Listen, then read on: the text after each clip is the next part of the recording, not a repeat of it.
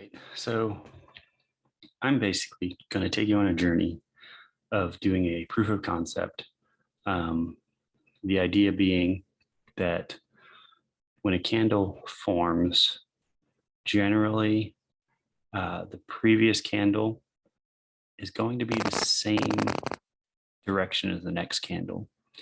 And what generally happens first is the wick is formed. So the proof of concept that we're going to be running through is how well that works. I'm going to be using the daily time frame and then marking up particular levels. Generally, a lot of people use a 50% retracement as well as the what is it, 6.18 or yeah, I believe that's it, as particular levels. But I'm going to try to mirror up with structure on a lower time frame. So that way I can see how often lower time frame interacts with the levels based upon what the higher time frame candle is doing. So I think for this proof of concept, I'm going to do a daily higher time frame and a 30-minute lower time frame. So I have my pairs that I have over here that I've been watching for a little while.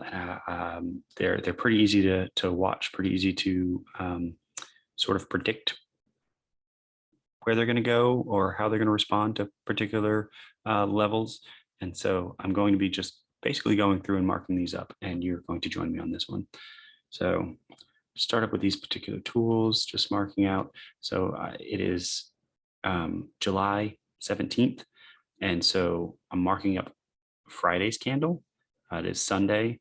What I have noticed on previous runs is that generally, if anything happens, it happens early in the morning. There's a 50% retracement. We are expecting this candle to go up. From here, it already has. Cool, but that's okay because it's just proof of concept. So we can actually do this in hindsight or even as it goes. So we'll see. But understand this is a daily candle. So we still have, we're 5 hours in, a little over or a little under 5 hours in. And so we still have 19 hours to go.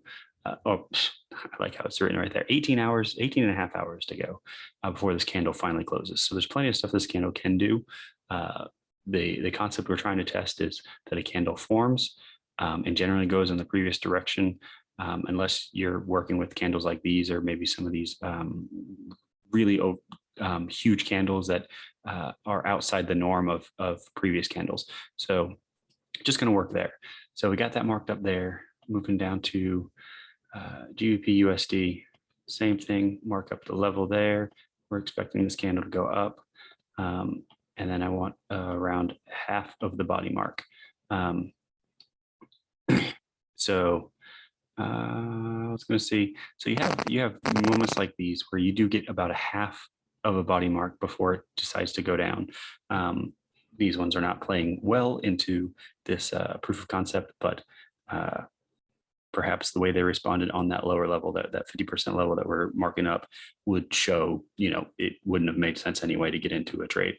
So here we go. This is the first sell. I'm looking for a sell here and a 50% retracement here. And CAD JPY, same thing. So we're just going to go through this rather quickly. Buy there. Euro USD, another buy. There's the break.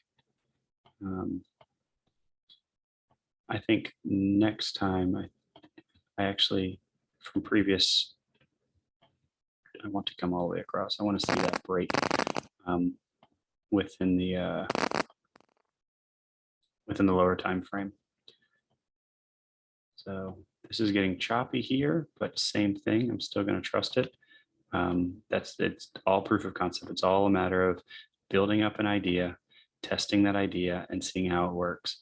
Something like this, I don't know. I might have to work that out. I should probably write this stuff out. That'll probably be in my the next time I do another set, probably tomorrow night, actually, because I plan on doing this every single night for probably at least a month. That should get me enough data to see if this concept works, to move to pretty much any time frame and then test future tests there, but then on lower time frames get more data than working with the daily.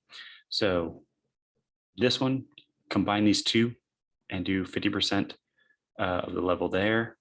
And then I am still planning on up, and we will open. What would we work with? I guess this one. Let's work with that, see what it looks like. And then we have another cell. And then this is a really small 50% mark. So now I've got everything marked up on the higher time frame. I'll go start back at the beginning and then drop down to the 30-minute time frame. And basically look at how my 50% mark lines up with anything down here structure-wise. Move this out so I actually get to see a break. No, that's why. I need to know where I need to know where